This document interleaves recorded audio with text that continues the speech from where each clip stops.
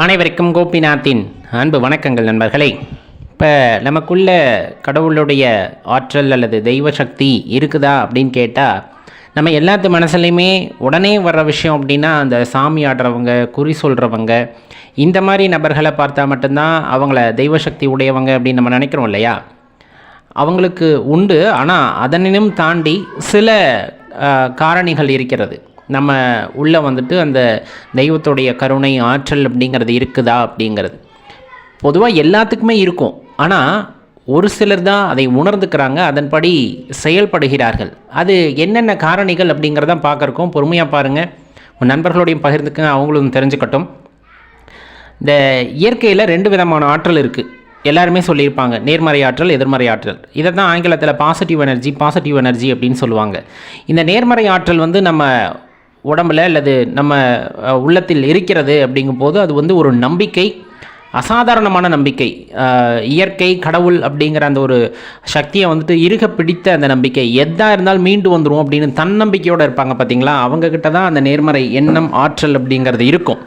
அதைத்தான் நம்ம என்னன்னு சொல்கிறோம் அப்படின்னா, அந்த அதீத ஆற்றலை தெய்வ சக்தி அப்படின்னு சொல்கிறோம். அந்த அபரிவிதமான ஆற்றல், எப்படியோட மீண்டு வந்துடுவேன் அப்படின்னு. எவ்வளவு கடினமான சூழ்நிலையாக இருந்தாலும் சரி, கடக்க முடியாதுன்னு மற்றவங்க நினைக்கிற அந்த சூழ்நிலையிலும் கூட இன்முகத்தோட நான் மீண்டு வருவேன் பார் அப்படிங்கிற அந்த நம்பிக்கையோடு மீண்டு வருகிறார்கள் பார்த்தீங்களா? அதுதான் அந்த நேர்மறை ஆற்றல் அப்படின்னு சொல்லக்கூடிய தெய்வ ஆற்றல்.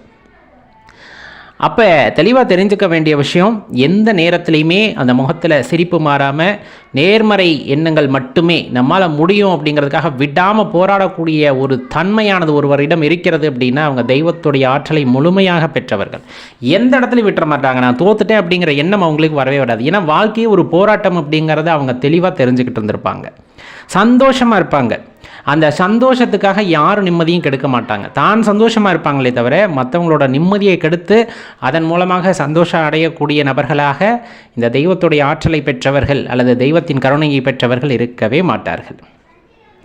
ரொம்ப முக்கியமான குணம், எல்லாத்துக்குமே உதவக்கூடிய தன்மையை பெற்றிருப்பார்கள்.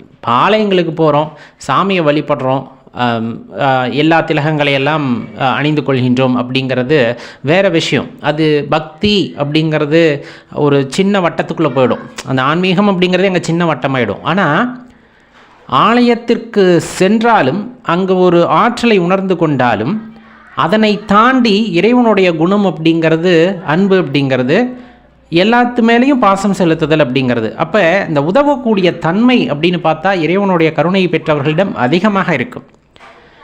தனக்கே இல்லைனா கூட பிறருக்கு கொடுக்கணும்னு நினைக்கிற மனசு இருக்கு இல்லையா? நிறைய பேர்த்த பார்க்க முடியும். இல்லை ஏழை பணக்காரன் அப்படின்லாம் இல்லைங்க, சொல்கிறாங்க இல்லையா? நிறைய பேர் பணக்காரங்கள்லாம் உதவி செய்ய மாட்டாங்க, அப்படியெல்லாம் இல்லை. அதுலேயும் மாணிக்கங்கள் இருக்கிறார்கள். ஏழைகளைப் போலவே பணக்காரர்களையும் பார்த்தா இப்போ 2 இதுலேயுமே இருப்பாங்க இல்லையா? தனக்கு இல்லைனாலும் கொடுக்கணும் அப்படின்னு நினைக்கிறவங்க, தன்னிடம் மிதமிஞ்சி கடந்தாலும் அதை கொடுக்குறதுக்கு சில பேருக்கு மனசு வராது. ஆனால் நிறைய பேர் கொடுப்பாங்க, ஆனால் பெயர் தெரியாமல் கொடுப்பாங்க. அங்கே அதுதான். அப்போ அவங்கெல்லாம் தெய்வத்துடைய கருணையை பெற்றவர்கள். ஏன்னா இறைவன் ஒருவருக்கு கொடுக்கிறார் அப்படிங்கும் போதே அதை உன்மூலமாக பிறருக்கு பகிர்ந்து கொடுக்க நினைக்கிறார் அப்படிங்கிறது தான் அர்த்தம். அதை உணர்ந்து கொண்டவர்கள் வாழ்க்கையிலே தன்னை வெளிப்படுத்தி கொள்ளாமல் நிறைய நல்லதை செய்வாங்க, பிறருக்கு உதவுவார்கள். மனிதர்களுக்கு மட்டுமல்ல, போகிற ஜீவராசிகள் எல்லாத்துக்குமே, நாய், குருவி, காக்கா, இந்த மாதிரி எந்த உயிரினங்களாக இருந்தாலும் சரி, அதன் மீது அன்பு செலுத்துபவர்களாக இருப்பார்கள். அந்த உயிரினங்களுக்கு தேவையானவற்றை செய்பவர்களாக இருப்பார்கள். அது ரொம்ப என்ன சொல்கிறதுனா, ஒரு அபரிவிதமான ஆற்றலை அவர்களிடம் உண்டாயிருக்கும். அதே போல் இந்த இறைவனை உணர்ந்து கொள்ள வேண்டும்னு கோவிலில் மட்டும் போய் அவங்க உட்கார மாட்டாங்க. கோவிலில் உட்கார்ந்தாதான் என்னால் இறைவனை உணர முடியுதுங்கிறத எண்ணம் அவர்களிடம் வரவே வராது. இந்த இடம், இப்போ நீங்கள் இருக்க இடத்துல அமைதியாக உட்காந்து மனசை ஒருநிலைப்படுத்தி உங்களால் இறைவனை உணர முடிகிறது, அல்லது அந்த நேர்மறை ஆற்றலை உங்களை சுற்றி உங்களுக்குள் உணர முடிகிறது அப்படிங்கிற தன்மை வாய்க்க பெற்றவர்கள் இருக்கிறார்கள் அல்லவா? அவர்கள்லாம் இறைவனுடைய கருணையை பெற்றவர்கள். அந்த இறை ஆற்றலை தன்னகத்தை உணரக்கூடிய அந்த அற்புதமான நிகழ்வை வாய்க்க பெற்றவர்கள் கண்டிப்பாக இறைவனுடைய கருணையை பெற்றவர்களாகத்தான் இருக்க முடியும். ஏன்னா எல்லா இடத்துலையும் இறைவன் இருக்கிறார் அல்லவா? நம்ம மார்க்கம் சொல்கிறதே அதுதானே, எல்லா இடத்திலும் இறைவன் நிறைந்திருக்கிறார். அப்படிங்கும்போது ஆலயங்களில் மட்டுமே போய் இறைவனை உணர முடிகிறது. அப்படிங்கும்போது மற்ற இடத்துல நம்ம மனசு குழப்பமாக இருக்குது அப்படின்னா இன்னும் ஒரு தெளிவான நிலையை நம்ம அடையவில்லை அப்படிங்கிறத தெளிவாக தெரிஞ்சுக்கணும். எந்த இடத்துல உட்கார்ந்தாலும் அந்த நிம்மதியான தியானம் செய்யக்கூடிய தன்மை அவர்களுக்கு இருக்குது. மனசை அமைதிப்படுத்தக்கூடிய தன்மை இருக்கிறது. ஏன்னா அந்த தியானம் அப்படிங்கிறது அவ்வளோ சீக்கிரம் எல்லாத்துக்கும் சித்திச்சுறது இல்லை. போய் உட்காந்தா பல எண்ணங்கள் அப்போ தான் மனசில் வரும். அப்படியெல்லாம் எந்த ஒரு குழப்பமும் இல்லாத மனது எந்த இடத்துல அமர்ந்தாலும் அந்த ஒரு ஆற்றல் அவர்களிடம் பெருகுகிறது. தியானம் செய்யக்கூடிய ஆற்றல் உங்களிடம் பெருகுகிறது. அப்படிங்கும்போது கண்டிப்பாக நீங்கள் ஒரு சிறப்பான நபராகத்தான் இருக்க முடியும். ரொம்ப முக்கியமான விஷயம், இயற்கையுடன் ஒரு நல்ல தொடர்பில் இருப்பார்கள். இயற்கையுடன் ஒரு நல்ல தொடர்பில் இருப்பார்கள். மரத்தை தெய்வமாக நினைப்பாங்க. மரம் செடி கொடிகளை தெய்வமாக நினைப்பாங்க. நட்டு வளர்ப்பாங்க. வளர்க்குறத விட அதோட நிறைய பேசுவாங்க. ஏன்னா இந்த இடத்துல உயிருள்ள உயிரற்ற அப்படிங்கிற பாகுபாடே இறைவனுக்கு கிடையாதே.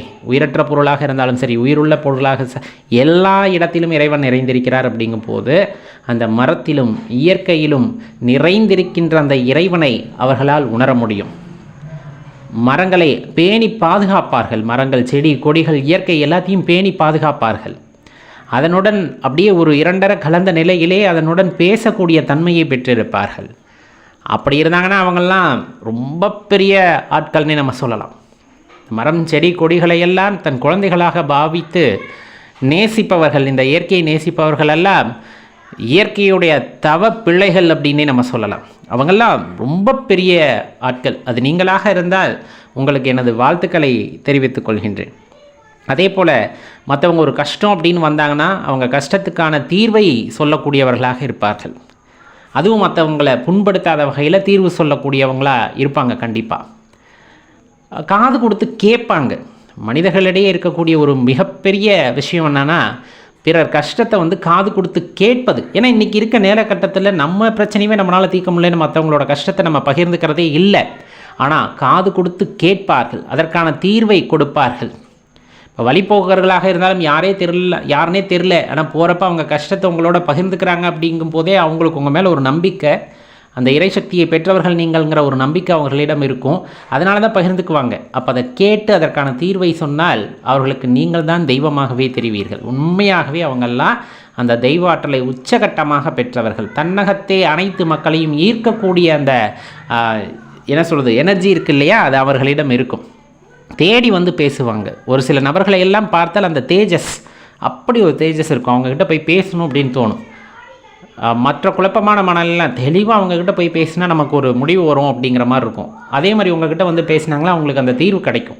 அப்போ நீங்கள்லாம் இயற்கையில் இறைவனால் ஆசீர்வதிக்கப்பட்டு பிறந்தவர்கள் அப்படிங்கிறத தெரிஞ்சுக்கணும். மற்றவங்களுக்கு உதவுறதான பெரிய விஷயம், அந்த தன்மை உங்களிடம் இருக்கிறது. அப்படிங்கும்போது அது ரொம்ப சிறப்பான விஷயம். பொருளாக கொடுத்து உதவணும்னு கூட இல்லையே, மற்றவர்களுடைய கவலைகளில் பங்கேற்று அவர்களுடைய அந்த கவலையை தீர்த்து வைக்கக்கூடிய நபர்களாக இருக்கிறீர்கள். அப்படிங்கும் போதும் அது சிறப்பான விஷயம்தான். மற்றவங்க கிட்ட பேசுறது, அவங்களுடைய கடினமான நேரங்களிலே பேசி அவர்களை சாதாரண மனநிலைக்கு கொண்டு வருவது அப்படிங்கிறது, நல்ல சந்தோஷமான மனநிலைக்கு கொண்டு வருவது அப்படிங்கிறது இயற்கையின் தவ புதல்வர்களிடம் மட்டுமே இருக்கக்கூடிய அந்த சிறப்பான விஷயம். அதுபோக நிறைய பேர்த்துக்கு அனுபவங்கள் உண்டு, அமானுஷ அனுபவங்கள் எல்லாம் உண்டு. அந்த தெய்வ சக்தி உடையவர்கள் அப்படின்னு சொல்லக்கூடியவங்களுக்கு இயற்கை பேசுவதை அவர்கள் கேட்பார்கள், இயற்கையுடன் பேசுவார்கள். இன்னும் சொல்லப்போனால் ஆலயங்களுக்கெல்லாம் போகும்போது அவர்களால் அளவற்ற அந்த எனர்ஜி அப்படின்னு சொல்லக்கூடிய ஆற்றலை உணரக்கூடியவர்களாக இருப்பார்கள். அவர்களுக்கென்று சிறப்பு தரிசனம், அவர்களுக்கென்று சிறப்பான நிகழ்வுகள், இயற்கை அவர்களை எப்பொழுதும் ஆசீர்வதித்து கொண்டு சிரிப்புடனே வைத்திருக்கும். அவர்கள் எல்லாம் இறைவனின் கருணையை பெற்றவர்களாக இருப்பார்கள். எவ்வளவு கடினமான சூழ்நிலை வந்தாலும் அவர்கள் மனதிற்குள்ளே ஒரு அமைதி இருக்கும். இறைவன் இருக்கிறார், நம்மை காப்பாற்றுவார், நம்மை வழி நடத்துவார் அப்படிங்கிற எண்ணம் ஒரு மனிதனுக்குள் இருக்கிறது. அப்படின்னா அந்த மனிதன் இயற்கையால் ஆசீர்வதிக்கப்பட்டவன், தெய்வ அருளை பெற்றவன் அப்படிங்கிறத தெளிவாக தெரிந்து கொள்ளுங்கள் நண்பர்களே. நீங்களும் அப்படிப்பட்டவர்களாக இருக்கிறீர்கள் என்றால் தயவு செய்து இந்த குணங்களை விட்டு விடாதீர்கள்.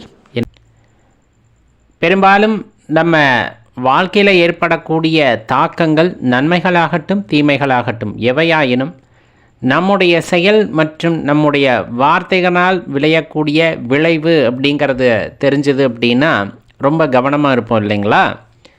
இந்த வார்த்தைகளை கையாள்வது அப்படிங்கிறது ரொம்பவே முக்கியமானது. ரொம்பவே வேகமாக பேசக்கூடாது அப்படிம்பாங்க. ஏன்னா நிறைய வார்த்தைகளை உதிர்த்து விடுவோம், அதை மீண்டும் எடுக்க முடியாது அப்படிம்பாங்க. வார்த்தைகளுக்கு அவ்வளவு ஆற்றல் உண்டு. இப்போ எந்த விதமான வார்த்தைகளை பயன்படுத்த வேண்டும், எந்த விதமான வார்த்தைகளை பயன்படுத்தக்கூடாதுங்கிறது நம்ம எல்லாத்துக்குமே நல்லா தெரிஞ்சது தான். ஆனாலுமே நம்மை மீறி சில வார்த்தைகளை பயன்படுத்த ஆரம்பித்து விடுகின்றோம். நமக்கு கொஞ்சம் நேரம் சரியில்லை அப்படின்னா நம்ம பேசுகிற வார்த்தைகளை கவனிச்சிங்கன்னா நல்லா தெரியும். எதிர்மறையான வார்த்தைகளை நிறைய நம்மளை மீறி பேச ஆரம்பிச்சிடுவோம். அமங்கலமான வார்த்தைகளை நிறைய பேச ஆரம்பிச்சிடுவோம். அது எல்லாத்தையும் தவிர்த்து கொள்ளுதல் நலம். என்னதான் நேரம் காலம் சரியில்லைனாலும் இறைவன் மீது பாரத்தை போட்டுவிட்டு எந்நேரமும் இறைவன் மந்திரத்தை நாமத்தை சொல்லி கொண்டு இருக்க வேண்டுமே தவிர கோபம் வருகிறது அல்லது மனது ஏதேதோ யோசிக்கிறது அப்படிங்கிறதுக்காக எதிர்மறையான சொற்களை நாம் பயன்படுத்தவே கூடாது. ரொம்ப முக்கியம். வீட்டில் இது இல்லை அப்படின்னு சொல்கிற பழக்கம் கொஞ்சம் வறுமை பீடிக்க இருக்கிறது அப்படின்னா அந்த வீட்டில் பெண்கள் அந்த வார்த்தையை பயன்படுத்த ஆரம்பிப்பார்கள். இது வீட்டில் இல்லை, இது தீர்ந்து விட்டது அப்படிங்கிற மாதிரியான வார்த்தைகளை இயல்பாக பயன்படுத்த ஆரம்பிப்பார்கள். சரி, அப்போ அது தீந்துருச்சுன்னு தானே சொல்ல முடியும், இல்லைன்னு தானே சொல்ல முடியும். அப்படின்னா அதை நேர்மறையாக மாற்றிக்கொள்ள வேண்டும் அல்லவா? இதை வாங்க வேண்டும் அப்படிங்கிறது எதிர்மறையானது கிடையாது இல்லையே, நேர்மறையான வார்த்தை. வாங்கணும் அப்படின்னா உள்ள திரும்ப நம்ம வீட்டுக்கு கொண்டு வரணும் அப்படிங்கிறது. அப்போ அந்த மாதிரியான வார்த்தைகளைத்தான் நம் கையாள வேண்டுமே தவிர எதிர்மறை சொற்களை அல்ல. இப்போ குழந்தைகளை திட்டும் போதும் கூட நிறைய பேர் கடினமான சொற்களை எல்லாம் பயன்படுத்துகிறார்கள். அறிவே இல்லையா அப்படின்ற வார்த்தை, நீ எல்லாம் எங்கே அப்படிங்கிற மாதிரியான வார்த்தை, இதெல்லாம் இருக்கு இல்லையா, ரொம்ப கடுமையான சொற்கள். இது அந்த குழந்தைகளை பாதிக்கக்கூடிய சொற்கள். இந்த ஒவ்வொரு வார்த்தைகளுக்கும் அதிர்வு உண்டு. தமிழ் மொழியை பொறுத்தளவு தமிழ் ஒரு மந்திர மொழி அப்படின்னே சொல்லலாம். ஒவ்வொரு எழுத்துக்கும் அதிர்வு உண்டு. தமிழ் மட்டும்தானா அப்படின்னா எல்லா மொழிகள்லையும் இருக்கக்கூடிய எழுத்துக்களுக்கும் அதிர்வு உண்டு. அது தமிழுக்கு கொஞ்சம் அதிகமாகவே அதிர்வுகள் உண்டு. அப்போ நம்ம சொல்கிற வார்த்தை மந்திரமாக மாறுகிறது. அந்த மந்திரம் பலித்தமாகும் அப்படிங்கிறனால தான் சொல்கிறது. இப்போ சனீஸ்வர பகவானோட பேரை சொல்லி சில பேர்த்த அழைப்பாங்க. அந்த உள்ள வேறு வேறு நாமங்கள் இருக்குது இல்லையா, அந்த மாதிரியான நாமங்கள். அதே போல் ஆகாது, செய்ய முடியாது, கடனாயிடுச்சு, அதே போல் தரித்திரம், இந்த மாதிரியான வார்த்தைகளை, அமங்கலமான வார்த்தைகளை எக்காரணத்தை கொண்டும் வீட்டில் பேசாதீங்க தயவு செஞ்சு. அப்படியே ஒரு சூழ்நிலை வந்தாலும் நேர்மறையான சொற்களை அதற்காக தேர்ந்தெடுத்து பயன்படுத்துங்கள். எதிர்மறையான சொற்களை பயன்படுத்தாதீர்கள். இன்னும் சொல்லப்போனால் இப்போ கடன் பேசுகிறாங்க இல்லையா, அவங்க மனசில் எதுவும் இருக்காது அப்படின்னு சொல்லுவாங்க. ஆனால் அவங்களுக்கு சுய கட்டுப்பாடுமே இருக்காது. எப்போவுமே பேசிக்கிட்டு இருக்க அவங்களுக்கு. அளவாக பேசணும், அர்த்தமாக பேசணும். ரொம்ப முக்கியமான விஷயம். அளவாகவும் பேசணும், அர்த்தமாகவும் பேசணும். அர்த்தங்கட்டத்தனமாக நிறைய பேச ஆரம்பிச்சிடும். அப்படிங்கும் போது நிறைய சொற்கள் நம்மை மீறி விழும்.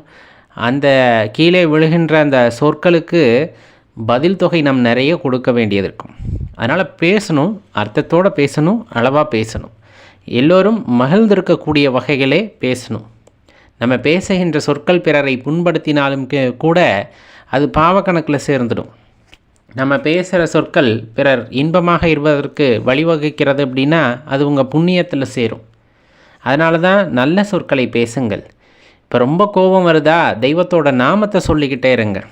தெய்வத்தை புகழ்ந்து பாடக்கூடிய நிறைய பாடல்கள் இருக்கின்றது. அந்த மாதிரியான பாடல்களை அந்த நேரத்தில் பயன்படுத்துங்க. சொல்கிறதுக்கு எளிமையாக இருக்கும், ஆனால் அதை எப்படி பயன்படுத்துறது அப்படிங்கிற கேள்வி வரும். நம்ம நல்லா இருக்கணும் அப்படின்னு நினைக்கிறோம் இல்லையா, அப்படி இருக்கணும் அப்படிங்கிற மாதிரி இருந்ததுன்னா கண்டிப்பாக இறைவனுடைய திருநாமத்தை எப்போதுமே சொல்லிக்கிட்டுருங்க.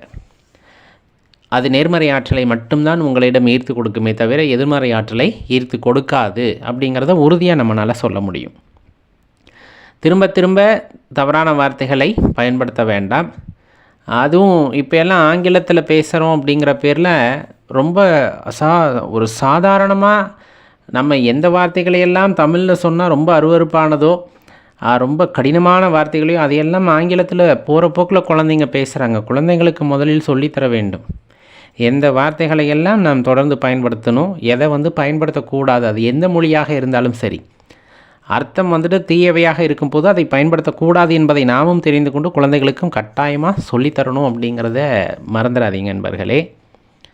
வார்த்தைகளுக்கு அதிக மதிப்பு உண்டு, அதிக ஆற்றல் உண்டு. பிரபஞ்சத்தில் இருக்கக்கூடிய ஆற்றலை இழுக்கக்கூடிய பேரதிர்வு படைத்தது வார்த்தைகள். அதனால் நல்லவற்றையே பேசுங்கள், நல்லவற்றையே சிந்தியுங்கள், நல்ல அதிர்வுகளை ஈர்த்து கொள்ளுங்கள், வாழ்க்கையில் நலம் பெற்று வாழுங்கள் அப்படின்னு தான் வேண்டி விரும்பி கேட்டுக்கொள்கின்றோம். மறக்காமல் இந்த பதிவு உங்கள் நண்பர்களோடையும் பகிர்ந்துக்கங்க. நன்றி, வணக்கம்.